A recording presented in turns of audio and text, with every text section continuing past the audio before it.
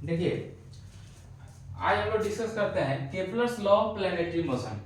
तो केपलर्स ने planetary motion के रिगार्डिंग हमको 3 लॉ दिए, फर्स्ट लॉ, सेकेंड लॉ और थर्ड लॉ। तो एक एक करके हम लोग डिस्कस करेंगे कि आखिर केपलर्स ने प्लैनेटरी मोशन के रिगार्डिंग कौन कौन से लॉ दिए हैं। तो पहले हम लोग फर्स्ट लॉ को डिस्कस करेंगे, फिर सेकेंड लॉ को डिस्कस करेंगे, फिर थर्ड लॉ को डिस्कस करेंगे। तो यहाँ देखिए, जनरली हम लोग जानते हैं कि सन के अराउंड क्या करता है, प्लैनेट रिवॉल्व करता है। और सन के अराउंड प्लैनेट रिवॉल्व करता है तो जनरली हम लोग ये एज्यूम करते थे कि ये सर्कुलर पाथ पे रिवॉल्व करता होगा। लेकिन केपलर ने अपने फर्स्ट लॉ में स्टेट किया कि नहीं, प्लैनेट जो है, मान लीजिए ये सन है और इसका ये सन है, इसके अराउंड क्या है, ये प्लैनेट रिवॉल्व कर रहा है, ये इस पाथ पे रिवॉल्व करेगा। तो केपलर्स ने अपने फर्स्ट लॉ में बोला कि नहीं, जो प्लैनेट है अर्थ के अराउंड तो रिवॉल्व करता है, लेकिन इसका जो पाथ होता है ये सर्कुलर नहीं होता है, ये क्या होता है, इलिप्टिकल होता है, यानी कि एलिप्स के टाइप का होता है। एलिप्स आप लोग जानते हैं, एलिप्स जो साइज है उसमें 2 फोकस होता है, एक F1 और एक F2। और ये जो एक्सिस है इसको हम लोग बोलते हैं मेजर एक्सिस और इसको बोलते हैं माइनर एक्सिस। अब यहां देखिए, अब क्या करते हैं, तो एक फोकस पे उन्होंने बोला कि एलिप्स पे एलिप्टिकल पाथ पे रिवॉल्व करता है। और दूसरा चीज क्या होता है, ये जो सन जो होता है एक फोकस पे सिचुएटेड होता है, जो सन होता है एक फोकस पे सिचुएटेड है और इसके अराउंड एक एलिप्टिकल पाथ पे क्या कर रहा है, प्लैनेट रिवॉल्व कर रहा है। तो फर्स्ट लॉ ये स्टेट कर दिया कि हमारा जो प्लैनेट है सन के अराउंड वो सर्कुलर पाथ पे रिवॉल्व नहीं करता है, किस पे करता है, इलिप्टिकल पाथ पे करता है। अब हम लोग सेकेंड लॉ की तरफ आते हैं। सेकेंड लॉ बड़ा इंपॉर्टेंट है। सेकेंड लॉ में केपलर्स ने बताया कि देखिए, सेकेंड लॉ में बताया कि मान लीजिए इक्वल इंटरवल ऑफ टाइम में, सपोज कीजिए प्लैनेट यहाँ है एक टाइम पे, सन से इतने डिस्टेंस पे है और यहाँ से चलते चलते यहाँ आ गया, सपोज कीजिए यहाँ आ गया टी टाइम में, यहाँ से यहाँ आने में ये टी टाइम लिया, ठीक है। और फिर क्या किया, प्लैनेट इवॉल्व किया, यहाँ आया और यहाँ देखिए यहाँ भी आया, ये भी टी टाइम में, मतलब यहाँ से प्लैनेट यहाँ आया टी टाइम में, यहाँ से आया है, मतलब इक्वल इंटरवल ऑफ टाइम हम कंसीडर कर रहे हैं। तो देखिए ये जो एरिया है और ये जो एरिया है इसको लेते हैं A1 और इसको लेते हैं A2, यानी कि इक्वल इंटरवल ऑफ टाइम में जितना एरिया शिफ्ट करेगा प्लैनेट वो क्या होगा, इक्वल होगा, यानी कि ये एरिया और ये एरिया दोनों क्या होगा, A2 इक्वल होगा A1 के, सॉरी सेकेंड में A2 इक्वल होगा A1 के।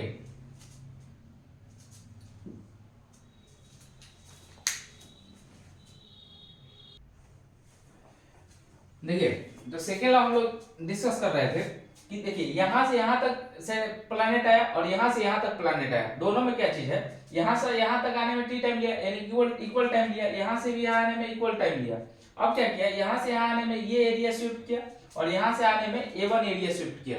तो केपलर सेकेंड लॉ बताता है कि जो A2 होगा और A1 होगा दोनों क्या होगा, इक्वल होगा। अगर इक्वल इंटरवल ऑफ टाइम चलता है तो इक्वल एरिया क्या करेगा, शिफ्ट करेगा। अब यहाँ ध्यान दीजिए, इसको dA/dt इक्वल टू हम कांस्टेंट भी लिख सकते हैं, क्योंकि rate of change of area जो होगा विथ रेस्पेक्ट टू टाइम हमेशा क्या होगा, कांस्टेंट होगा। अब यहाँ ध्यान से देखिए, इसको थोड़ा सा एनालाइज करते हैं। यहाँ से यहाँ आया तो देखिए ये जो डिस्टेंस लग रहा है, यहाँ से यहाँ आने में ये डिस्टेंस कुछ ज्यादा लग रहा है, यहाँ से यहाँ आने में ये डिस्टेंस कुछ कम लग रहा है ना, लेकिन टाइम इतना ही ले रहा है, यहाँ से आने में टाइम इतना ही ले रहा है, यहाँ से यहाँ आने में, तो यहाँ ज्यादा एरिया ज्यादा डिस्टेंस कवर कर रहा है सेम टाइम में, यहाँ कम डिस्टेंस कवर कर रहा है सेम टाइम में। तो यहाँ ध्यान दीजिए, तो यहाँ से यहाँ आने में इसका वेलोसिटी क्या होगा, वेलोसिटी यहाँ से यहाँ आने में ज्यादा होगा और यहाँ से यहाँ आने में वेलोसिटी क्या होगा, कम होगा, तभी ना कम डिस्टेंस ट्रेवल किया, टाइम तो उतना ही ले रहा है दोनों जगह।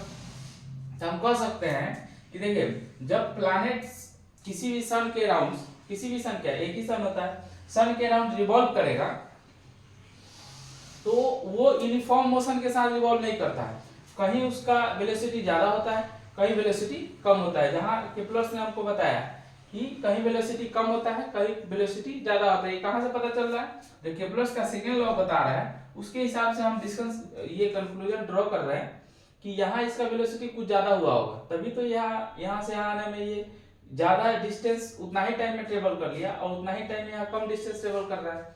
अब हम कह सकते हैं कि जब यूनिफॉर्म मोशन के साथ ये प्लैनेट मूव नहीं करता है तब हम क्या लेते हैं, ये टोटल का एवरेज वेलोसिटी हम लोग कंसीडर करते हैं। ठीक है, अब बात ये है कि कहाँ प्लैनेट का वेलोसिटी ज्यादा होता है और कहाँ प्लैनेट का वेलोसिटी कम होता है। तो यहाँ से क्लियरली हमको पता चल रहा है जहाँ सन के पास है, देखिए सन के नजदीक जितना रहेगा उतना ही वेलोसिटी क्या होगा, इसका ज्यादा होगा। और जैसे ही सन से दूर जाएगा, ये देखिए यहाँ से सन से थोड़ा सा दूर हुआ, इसका वेलोसिटी क्या होगा, कम होते चला जाएगा। तो कैसे होगा, यहाँ से बढ़ेगा ये प्लैनेट, तो जैसे जैसे इसके तरफ आगे बढ़ेगा इसका वेलोसिटी क्या होगा, कम होते होते होते होते यहाँ मिनिमम होगा। फिर यहाँ से बढ़ते बढ़ते वेलोसिटी फिर यहाँ से इंक्रीज करना शुरू करेगा।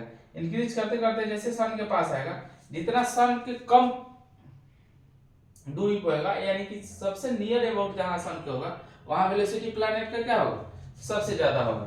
तो हम कह सकते हैं कि एक कंक्लूजन हमने ड्रॉ कर लिया केप्लर सेकंड लॉ से कि जो भी प्लैनेट मूव करता है अर्थ सॉरी सन के अराउंड, उसका वेलोसिटी कांस्टेंट या यूनिफॉर्म नहीं रहता है, और जहां सन के जितना नजदीक होता है उतना ही उसका वेलोसिटी क्या होता है, ज्यादा होता है। तो ये हमको सेकेंड लॉ बताता है। अब आते हैं हम लोग थर्ड लॉ की तरफ। तो थर्ड लॉ की तरफ आते हैं, तो देखिए मान लीजिए यहाँ प्लैनेट है और यहाँ से r डिस्टेंस पे है, ठीक है। अब ये जो टाइम है, यहाँ देखिए ये एक कंप्लीट रिवॉल्यूशन पूरा करने में मान लीजिए ये t टाइम पीरियड है, ठीक है, टाइम पीरियड है। तो टाइम पीरियड का जो स्क्वायर होगा वो डायरेक्टली प्रोपोर्शनल होगा किसके, जो डिस्टेंस है प्लैनेट का सन से उसके क्यूब के। यानी कि ये जो डिस्टेंस लेंगे, ये जो r जो लेंगे, ये एवरेज डिस्टेंस लेंगे। देखिए यहाँ डिस्टेंस कम है, यहाँ ज्यादा है, यहाँ फिर कम हो जाएगा, तो हम इसको क्या लेंगे, एवरेज डिस्टेंस लेते हैं, एवरेज डिस्टेंस। अब देखिए यानी कि जो टाइम पीरियड है उसका स्क्वायर डायरेक्टली प्रोपोर्शनल होगा किसके, जो एवरेज डिस्टेंस है सन का प्लैनेट से उसके क्यूब के। अगर इसको लिख दे इधर तो T square by R cube equal to क्या लिख सकते हैं, कांस्टेंट। एक दूसरे फॉर्म में भी इस केप्लर्स थर्ड लॉ को हम लोग लिख सकते हैं। तो हमने Kepler's law of planetary motion का तीनों लॉ डिस्कस कर दिया। एक समरी जान लीजिए। फर्स्ट लॉ जो एस्टेब्लिश करता है वो बताता है कि जो प्लैनेट मूव करता है सन के अराउंड वो इलिप्टिकल पाथ पे मूव करता है, ना कि सर्कुलर पाथ पे। सेकेंड लॉ बता दिया कि इक्वल इंटरवल और टाइम में जो एरिया शिफ्ट करेगा दोनों क्या होगा, इक्वल होगा। यानी कि rate of change of area with respect to time क्या हो जाएगा, कांस्टेंट हो जाएगा। तीसरा बता दिया कि जो टाइम पीरियड है उसका स्क्वायर डायरेक्टली प्रोपोर्शनल होगा किसके, सन और प्लैनेट के बीच का जो एवरेज डिस्टेंस है उसके क्यूब के। तो एक केप्लर्स का तीनों लॉ इंपॉर्टेंट है। यहां से हम लोग कुछ सेकेंड लॉ से कुछ ना कुछ हम लोग को कंक्लूजन मिला, फर्स्ट लॉ से भी पता चला। और ये जो थोड़ा मैथमेटिकल इंटरप्रिटेशन है, इसको मैथमेटिक्स में अप्लाई करके क्वेश्चन सॉल्व करेंगे, तब हमको इसका एप्लीकेशन डिटेल पता चलेगा।